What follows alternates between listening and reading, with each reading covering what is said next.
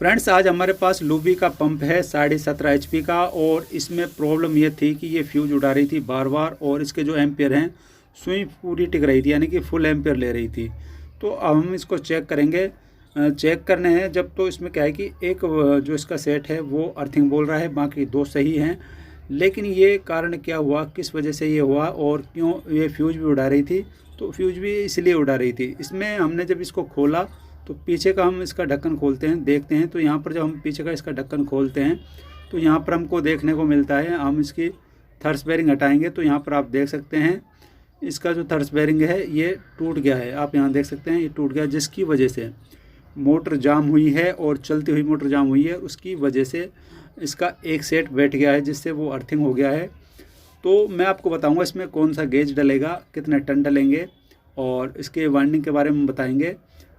तो आपको क्या करना है कि अगर आपके सामने मतलब तुरंत एकदम से थर्स बेरिंग उसका टूटा है तो आप उसको चलाएं नहीं, क्योंकि वाइंडिंग बच जाएगी। लेकिन चलती हुई मोटर में टूटा है, आपको पता नहीं चला, तो उस कंडीशन में इसकी वाइंडिंग बैठ जाती है, यानी कि वाइंडिंग ख़राब हो जाती है। ऐसा ही इस मोटर में हुआ है, मैं आपको बताऊंगा। तो हमें क्या करना है कि अगर आपकी मोटर बच जाती है तो थर्स बेरिंग आप उसके चेंज कर सकते हैं, बुश वगैरह चेक कर लें, बदल दें, कोई प्रॉब्लम आपको नहीं आएगी। तो यहाँ पर अब क्या करेंगे, हम इसके पूरे पार्ट्स को खोल लेंगे और फिर मैं आपको चेक करके बताऊंगा इसको, और इसकी वाइंडिंग के बारे में भी हम बात करेंगे, कौन सा गेज डलेगा, कितना इसमें वेट लगेगा। तो आप यहाँ देख सकते हैं। और फ्रेंड्स, ये क्या है कि 14 स्टेज में है, और ये डली हुई है लगभग 500 से ऊपर डली हुई है, 500 फुट से ऊपर, मतलब ज़्यादा डली हुई है। तो यहाँ पर थर्स बेरिंग हमने इसका निकाल लिया है, और इन्हीं स्टेप को फॉलो करके आप भी इनको खोल कर देख सकते हैं। तो यहाँ से हमने इसको निकाल लिया है, और इसके बाद इसके रबड़ के जो उस पर लगे हुए होते हैं लीड पर, रबड़ के गुटके, इनको निकालना होता है। इनके बगैर ये आगे नहीं खींचता है इसका ढक्कन जो होता है। तो यहाँ पर आपको ध्यान से और केयरफुली इसको निकालना होता है, अगर वाइंडिंग सही है तो। अगर वाइंडिंग ख़राब है तो फिर आप अपने हिसाब से निकाल सकते हैं, कोई प्रॉब्लम आपको नहीं आएगी। तो यहाँ पर हम इसको यहाँ पर खोल रहे हैं, तो आगे से देखने में हमें सही लग रहा है, लेकिन पीछे से हम जब इसको खोलेंगे तो मैं आपको दिखाऊंगा कहाँ से ये एक सेट इसका डैमेज हुआ है। और इसके बुश वगैरह भी आप चेक कर लें, जब आपकी मोटर खुलती है तो बुश का भी ज़रूर ध्यान रखें।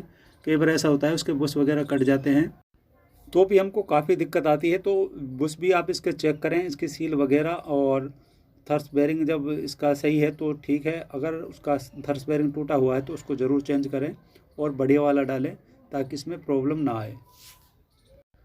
आगे पीछे के दोनों बुश चेक करें, लूज नहीं होने चाहिए, अगर लूज होंगे तो प्रॉब्लम क्रिएट हो सकती है। तो सबसे पहले हमको बुश का भी ध्यान रखना होता है। अगर लूज बुश होते हैं, हम उनको ही सेट करके चला देते हैं, तो जब मोटर ज़्यादा चलती है तो स्लॉट घूमने के चांस होते हैं, जिससे वाइंडिंग भी ख़राब होती है और उसकी स्लॉट भी घूम जाती है। अब हम इसका पीछे का बुश वाला जो कवर है उसको निकालेंगे, और पीछे की तरफ से भी हम देखेंगे। आगे की तरफ से हमें कोई फॉल्ट नहीं दिखाई दे रहा है, लेकिन हम पीछे से भी, पीछे का ढक्कन है जो, मतलब इसका कवर है जो बुश वाला, उसको निकालने की कोशिश करते हैं, और फिर देखते हैं कोई पीछे की तरफ कोई फॉल्ट तो नहीं है। तो यहाँ पर हम हल्का सा इस तरीके से धक्का इसमें देंगे, और इस तरीके से धक्का देने से भी हो जाता है, लेकिन हम हल्का सा इसमें इस तरीके से मार कर थोड़ा खिसका सकते हैं, और पीछे के इसको ढक्कन को भी हम थोड़ा ऊंचा करके, और फिर इसके नीचे कुछ चीज़ लगाकर, और आप यहाँ देख सकते हैं। तो यहाँ पर हम इसको थोड़ा इस तरीके से खींचेंगे, एक बार और चोट लगाते हैं इसमें। जब ये थोड़ा सा पीछे आ जाएगा तो आप यहाँ देख सकते हैं, आसानी से हम हिलाकर इसको निकाल लेंगे। तो यहाँ पर आप देख सकते हैं ये लूज़ तो हो गया है, लेकिन हमें क्या है कि थोड़ा ऊंचा रखना पड़ेगा किसी चीज़ पर, और इस तरीके से हम जब इसमें धक्का दे रहे हैं तो यहाँ पर पहले हम इसका रोटर आगे की तरफ निकाल लेंगे, और ये अगर वाइंडिंग सही है तो केयरफुल निकालें। और आप यहाँ देख सकते हैं ये निकल गया है, और यहाँ निकलने के बाद हमें दिखाई दे रहा है एक साइड में यहाँ पर ये चिपका हुआ है, आप यहाँ देख सकते हैं ये चिपका हुआ है, और यहीं से ये इसका एक सेट है जो ये फॉल्ट हुआ है यहाँ पर। तो इसका मतलब अब क्या है कि ये वाइंडिंग पूरी होगी इसकी मोटर की।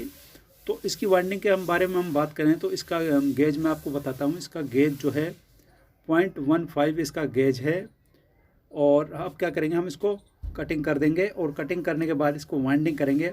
वाइंडिंग के लिए दोस्तों इसमें क्या है कि सबसे पहले आपको इसके टर्न गिनने होंगे, कॉइल आप अपने हिसाब से सेट कर सकते हैं, कोई प्रॉब्लम आपको नहीं है। लूबी की 17.5 HP मोटर है।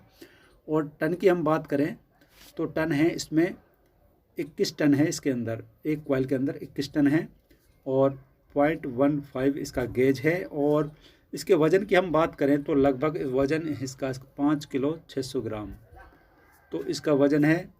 मैंने आपको बता दिया है इसका डेटा। बाकी और भी कोई रिक्वायर हो तो आप हमें पूछ सकते हैं।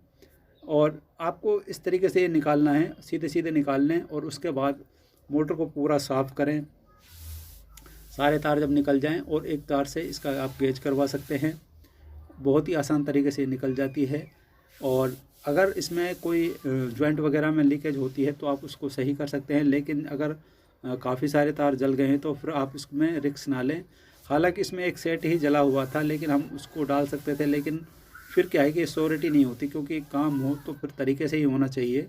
जुगाड़बाजी में फिर मतलब मान लीजिए ये मोटर को खींचने करने में काफ़ी टाइम लगता है। और एक सेट अगर आप डाल भी देते हैं तो लगभग मेहनत आपकी उतनी ही लग जाती है।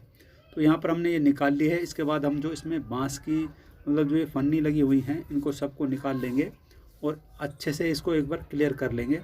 और आप इसमें हल्का फुल्का एसिड भी डाल सकते हैं, कोई प्रॉब्लम आपको इसमें नहीं आएगी। आप यहाँ देख सकते हैं, यहाँ पे हमने इसको साफ़ कर लिया है।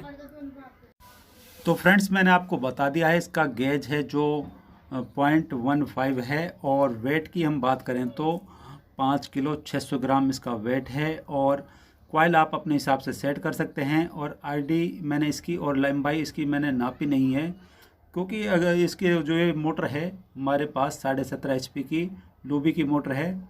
हमने इसको वाइंडिंग कर दिया है। गेज के बारे में मैंने आपको बता दिया है।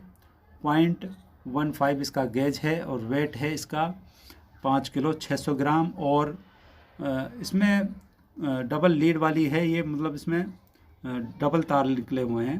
तो इसको आप इजीली निकाल सकते हैं, कोई प्रॉब्लम आपको नहीं आती है। 6 तार वाली जो कनेक्शन होती है उसमें एक को छोड़कर एक, और उसके बाद इसमें तार आप इस तरीके से निकाल सकते हैं। जो तार बोलते हैं आपस में वो एक कलर होंगे और जो नहीं बोलते हैं वो अलग अलग होंगे। मतलब इसमें 6 तार होते हैं, 2-2 तार आपस में बोलते हैं। तो इसमें जैसे पीला एक हो गया जो आपस में बोलेगा, नीला एक हो गया जो आपस में बोलेगा, और लाल एक हो गया जो आपस में बोलेगा। इस तरीके से इसके कनेक्शन हो जाते हैं। कोई भी दिक्कत आपको इसमें नहीं आएगी और बहुत ही इजीली ये वाइंडिंग हो जाती है। इसके बाद कोई मोटर हमारे पास आती है तो अच्छे हम पूरी वाइंडिंग की वीडियो बनाएंगे।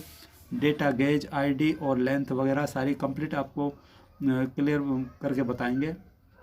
दोस्तों अगर हम वाइंडिंग की पूरी वीडियो स्टेप बाय स्टेप बनाते हैं तो काफ़ी लंबा वीडियो हो जाता है, जो लोग बाग देखते नहीं है। इसलिए हमने क्या है कि इसमें मेन शॉर्ट करके आपको इसमें बताया है और ये दिखाया है।